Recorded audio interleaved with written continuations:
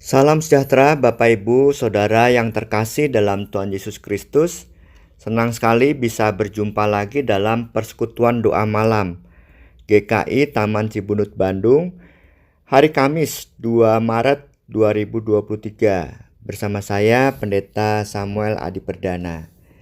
Di masa Prapaskah ini ada juga saya mendengar informasi Bapak Ibu Saudara yang menjalankan aksi puasa dan doa-doa secara rutin. Yuk kita saling mendukung, kita saling mendoakan satu dengan yang lain supaya ada dorongan untuk perubahan diri kita dan juga kita menjadi berkat bagi orang lain, bagi keluarga yang terdekat khususnya ya. Baik itu suami kepada istri, orang tua kepada anak atau sebaliknya, dan juga di antara saudara ataupun teman-teman. Selalu sehat, semangat, dan jangan lupa bahagia karena kebahagiaan itu adalah anugerah yang sudah Tuhan berikan kepada kita. Tema kita pada saat ini adalah hanyalah Yesus, penuntun yang penuh kasih. Kita ambil natsnya dari Matius pasal 5 ayat 20 sampai 22. Mari kita mulai dengan bernyanyi dari PKJ 231. Di dalam suka, di dalam duka.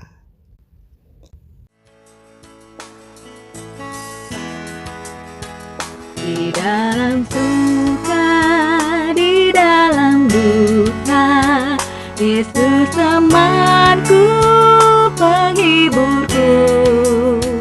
Hatiku rindu datang padanya, mengharap kasih dan sayangnya.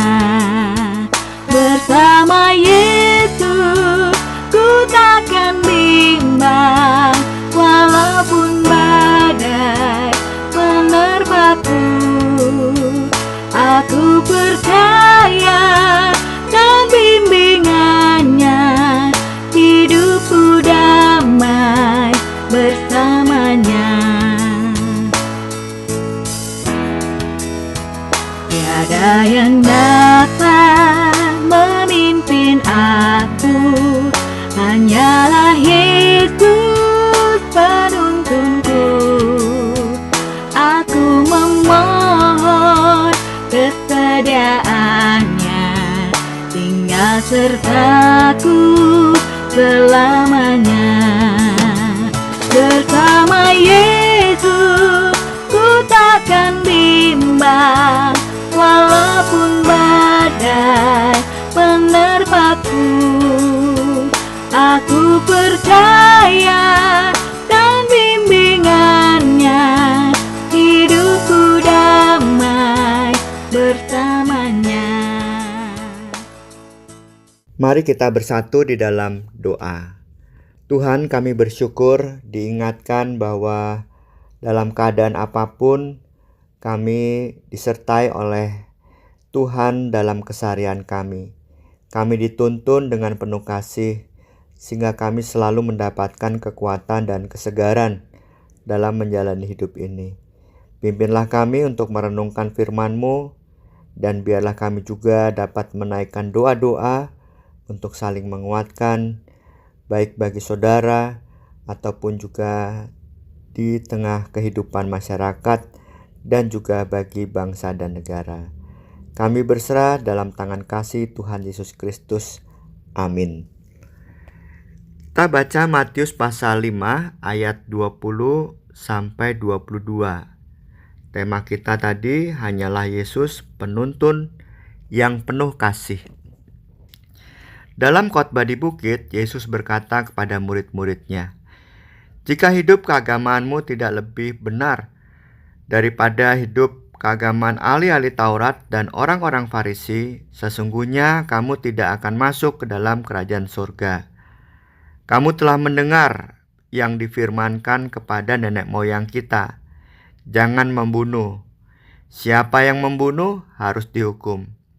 Tetapi aku berkata kepadamu, setiap orang yang marah terhadap saudaranya harus dihukum." Saudara-saudara yang terkasih dalam Tuhan Yesus Kristus, masa pertobatan adalah masa yang penuh rahmat bagi kita semua, orang beriman. Sebagaimana kalau kita bisa lihat dalam firman Tuhan di kitab Yeskiel.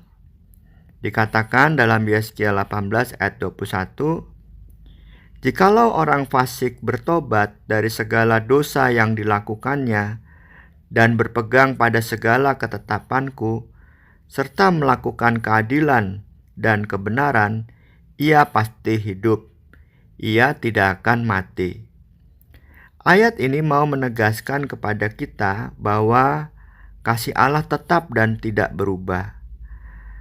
Nas ini juga mau mengingatkan kepada kita bahwa kita dipimpin dan dijaga betul oleh Allah dengan ketetapan-ketetapan yang diberikan kepada kita, supaya kita jangan sampai jauh dari Allah dan binasa. Maka dengan itu kita hendaknya senantiasa belajar hidup dalam kebenaran, seiring kasih Allah yang menyertai. Misalnya berani mengontrol jari-jari kita untuk tidak membagikan berita hoaks atau menyebarkan kebencian di media sosial. Alih-alih latihan itu adalah latihan pertobatan diri, sebetulnya latihan untuk melakukan yang benar itu mengasah hidup beriman kita. Artinya hidup beriman berani untuk senantiasa memperbaharui diri setiap hari. Tentu hidup memperbaharui diri setiap hari harus disambut dengan baik bagi siapapun yang sedang mengusahakannya. Untuk apa kita beragama kalau kita tidak lebih benar dari keagamaan ahli-ahli Taurat dan orang-orang Farisi? Memang seperti apa hidup keagamaan ahli-ahli Taurat dan orang-orang Farisi itu? Misalnya seperti yang Yesus katakan. Dikatakan ada tertulis yang difirmankan kepada nenek moyang kita. Jangan membunuh. Siapa yang membunuh harus dihukum. Tetapi Yesus berkata, menegaskan, "Aku berkata kepadamu, setiap orang yang marah terhadap saudaranya harus dihukum." Jadi belum membunuh, baru marah sudah dihukum. Di sini Yesus menunjukkan esensi dari hukum jangan membunuh. Yang menjadi esensi adalah jangan sampai ada perselisihan di antara saudara atau di antara manusia. Jangan ada kebencian di antara manusia. Di sisi lain, kembangkanlah cinta kasih. Itulah maksud hukum itu. Tidak cuma sekedar membunuh harus dihukum, tetapi marah juga harus dihukum. Karena marah juga menjadi faktor buah dari kebencian diri kita kepada orang lain. Itu esensinya. Nah, para ahli Taurat dan orang-orang Farisi ini tidak melihat esensi itu. Dalam masa Prapaskah ini kita diajak untuk melihat esensi dari setiap firman. Karena itu hendaklah kita menghidupi iman kita dengan menjadikan diri kita sebagai pembawa damai salah satunya, dan bukan pembawa kebencian atau sekedar melakukan kehidupan agama sebagai rutinitas saja. Artinya tidak ada pembaharuan dalam kehidupan kita. Yesus menghendaki kita semua untuk memiliki cara hidup yang baru.